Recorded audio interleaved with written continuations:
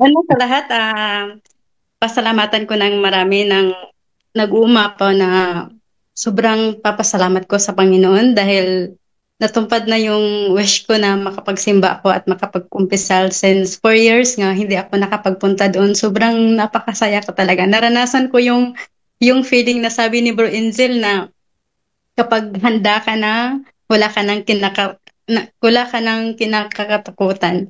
Yung doon ko naranasan yung andun ako sa Blessed Sacrament yung sobrang bitawng sobrang ang daming yung traffic tapos hindi ka makadaan dahil sa dami ng sasakyan. Tapos parang hindi ka kinakabahan, wala ka ng ano. So, ah, una sa lahat, maraming salamat kay Ate Edna kasi si Ate Edna at saka si Brother Wendell dahil sa kanila na deliverance ako through in online kasi yung time na nag-deliverance ako walang ganang kumain for whole day tapos hindi ako nakatulog tapos from 12 a.m. to 3 a.m. hindi ako anong tawag doon? Nagsukaha lang ako din tapos yung part na yun sa pagkatapos ng deliverance, sobrang gaan ng pakiramdam ko. Tapos parang yung nagbubungkal ako sa lupa sa garden. Tapos ang nangyari sa akin doon nung past month maybe nandun pa ako sa kabilang bahay yung dati kong amo, ang nasugatan yung left hand ako magtrabaho tapos ang nangyari sa akin, ang nasugatan sa akin yung dito sa pump na dito sa pump na kamay ko dito. Mahirap ako magplansa kasi sobrang nasugatan ito sa tinik ng tamar. Tapos ang pagkatapos ng deliverance ato that time, tapos nalibing ko yung mga superstitious belief ko dati. Tapos yung time na yun, nilibing ko tapos nagbungkal ako sa lupa kasi nagano ako sa garden. Natinik ito sa tinik ng tamar, tapos sobrang sakit. Ang ginawa ko doon ang napakaganda kasi mas lumakas yung faith ko sa sacramentals na ang ginawa ko kasi mahirap ako maghahawak ng plansa.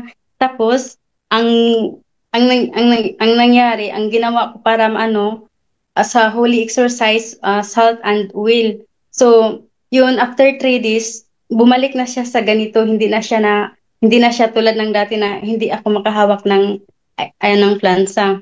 So, that time, mula noon, hindi na ako nakakaramdam ng tulad ng dati na yung bang naka, ang dami kong naririnig, tapos hindi ako makakatulog.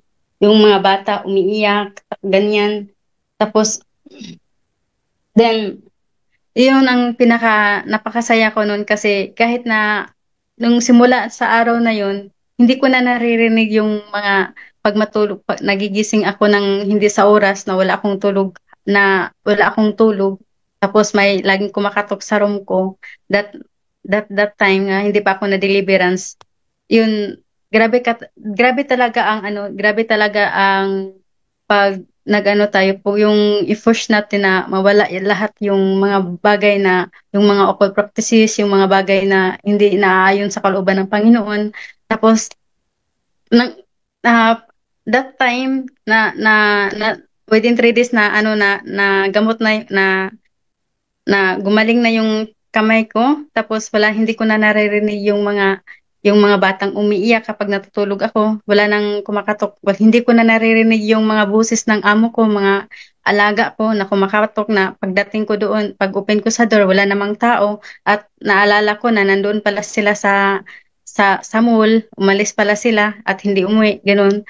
So, sabi ko, parang iba talaga tong pakiramdam na to. So, that time na si Ate Edna na sobrang salamat ako kay Bro Enwell dahil na even through online na gumaling ako doon tapos even may mga struggle man pero ngayon completely healed na po. Then Maraming salamat po Kapipipi dahil magto 2 years na po na ano na yung nararamdaman ko yung buong pagmamahal ng Panginoon dahil that time when I was a child, hindi ko talaga ma masabi na ako ay I have nothing talaga. But now I have nothing at all ever since. But now I am so very thankful and grateful that how God I am feel to how God to make me very beautiful for in the future. Yung bang kahit yung alam mo dati na yung bata ka pa wala kang alam kahit sa pagbasa ng English na words, kahit sa pag-prayer na words. Pero dasal ko dati na sana marunong ako magdasal ng prayer na ng English at saka yung sana ko dati is yung sana makapag-aral man lang ako, makapagtapos ako ng elementary, ganun. Yung walang-wala ka talaga kahit na ano, walang-wala ka talaga, wala kang alam sa mundo yung gano'n. Pero nagpapasalamat ako sa Panginoon dahil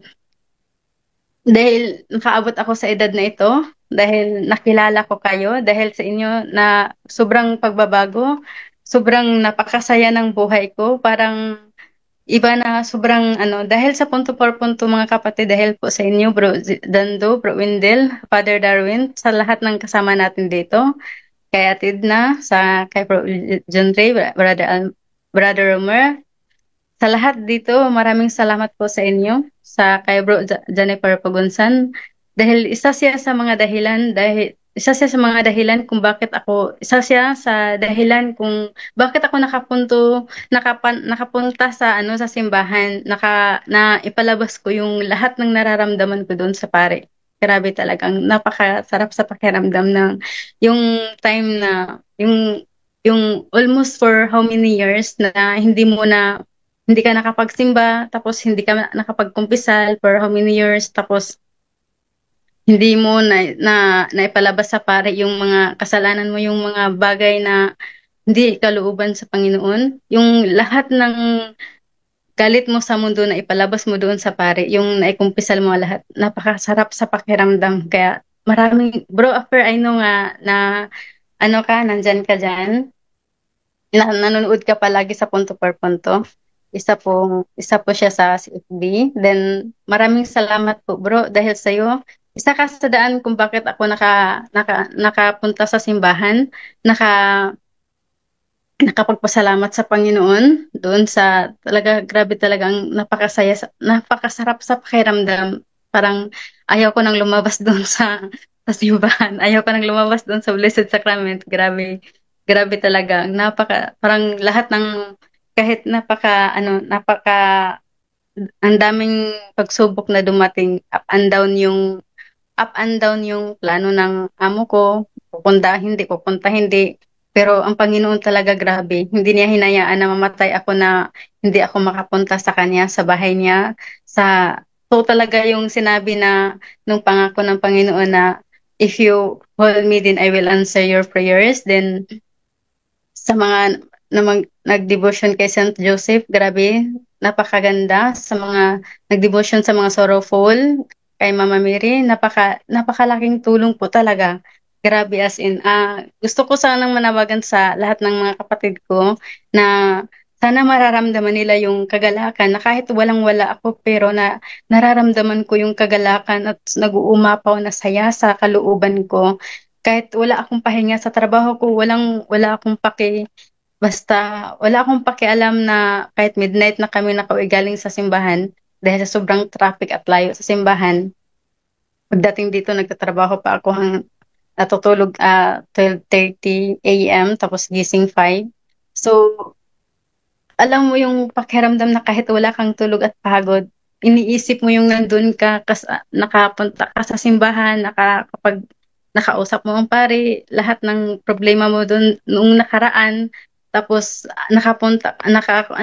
wala, hanggang sa ano, hindi talaga mawawala yung kagalakan na ibinigay ni Lord sa akin. Yung nararamdaman ko ngayon na simula nang dumating ang punto por punto sa buhay ko, ang daming nagbago sa buhay ko, nabigyan ng pag-asa, liwanag, nasa tamang, alam ko na yung mga hiling natin na, Lord, sana mapunta ako sa tamang daan, yung mga kasamahan ko, ganun.